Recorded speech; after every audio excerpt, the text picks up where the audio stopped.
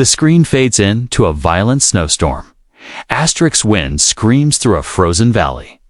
Snow swallows the road. Visibility, 0. A fragile wooden cabin stands alone at the edge of a forest. Inside, an elderly woman lights a lantern. Asterisk, outside, a shadow collapses into the snow. Cut to black.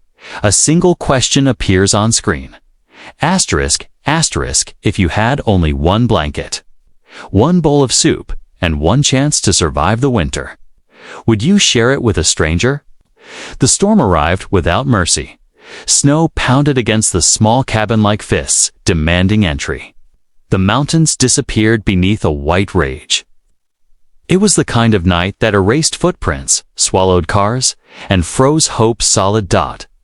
Asterisk, inside that cabin lived Eleanor Hayes, a 79-year-old widow who had grown used to silence. Her son had moved to the city and rarely called. The only sounds that kept her company were the crackling fireplace and the ticking of an old wall clock. Asterisk, she stirred a small pot of vegetable soup. Her dinner for the next 2 days. Supplies were low. The roads had been closed since morning. Then she heard a dull thud. She froze. The wind howled again. Another thud.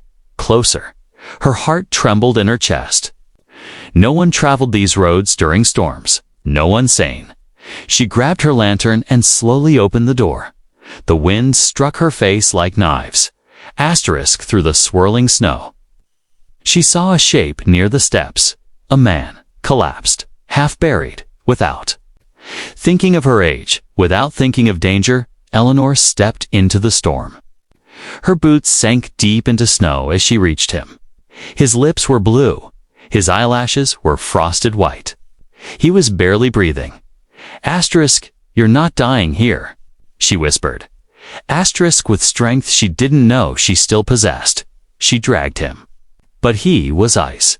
Asterisk, she removed his frozen gloves, placed blankets around him, and rubbed his hands between hers. She fed him tiny spoonfuls of warm soup, praying each drop would pull him back from the edge. Hours passed. The storm roared outside like it wanted him back. Asterisk, near dawn. He coughed. His eyes flickered open. Where am I? He whispered weakly. Asterisk, you're safe, she replied softly. That's enough for now. His name was Lucas. His car had broken down 15 miles back. His phone battery had died. Eleanor cared for him. Asterisk, she gave him her bed and slept near the fire. She shared her limited food. She told him stories of her late husband, how he used to carve wooden birds during long winters. Lucas listened. He had lost his job recently. Lost his apartment. Lost confidence in himself. He was driving toward another city for a job interview he wasn't sure he would even get. Asterisk, I feel like I keep failing, he admitted one evening as snow fell gently outside. Asterisk, Eleanor looked at him with steady eyes. Asterisk, you only fail when you stop walking, she said. And you walk through a storm. Asterisk, when the roads finally cleared, a rescue truck arrived. Lucas was strong enough to leave. Asterisk, at the door, he hesitated. Asterisk, I'll never forget this, he said, tears in his eyes. Eleanor smiled gently. Just live well, she replied. That's thank you enough. And he was gone. Years passed. Like drifting snow, winters came and went. Eleanor grew frailer. Her steps slowed. The cabin aged with her. The paint peeled. The roof creaked louder each storm. Some nights she wondered about Lucas. Did he make it to that interview?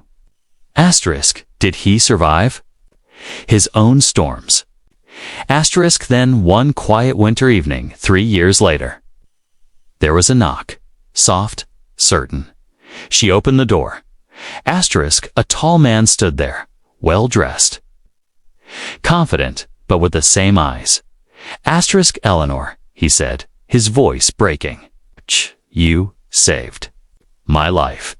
It was Lucas. But he wasn't the broken man she remembered. Asterisk, he had gotten that job. Then another. He had started a logistics company that specialized in emergency response deliveries in rural areas, after nearly freezing to death. He promised himself no one else would be stranded without help. Asterisk, I searched for you, he said. It took time, but I found you. Behind him were workers and vehicles. Within weeks, the old cabin was rebuilt. Stronger walls, proper insulation, medical supplies, satellite communication. But Lucas didn't stop there. He funded a winter rescue station in the mountains, donated heating systems to elderly residents in nearby towns. Asterisk, all because one woman shared her last bowl of soup. Asterisk, one night. Sitting beside the new fireplace, Eleanor looked at him. Asterisk, you didn't have to do all this? Asterisk, yes, he said softly. I did. Asterisk, her eyes filled with tears. Not because of the house, not because of the comfort, but because kindness had echoed. Asterisk, the storm outside no longer sounded frightening. It sounded distant.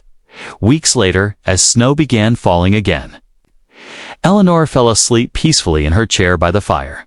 She never woke up, but that winter. Rescue lights glowed across the mountains. Asterisk. Drivers who would have once frozen were saved. Families were reunited. And on the wall of the rescue station hung a small wooden carving of a bird made from the wood of her original cabin. Asterisk under it, a plaque read, "She shared her last warmth with a stranger. Now her warmth saves thousands." Asterisk, if one small act of kindness could echo for years. Asterisk, what storm might you help someone survive today?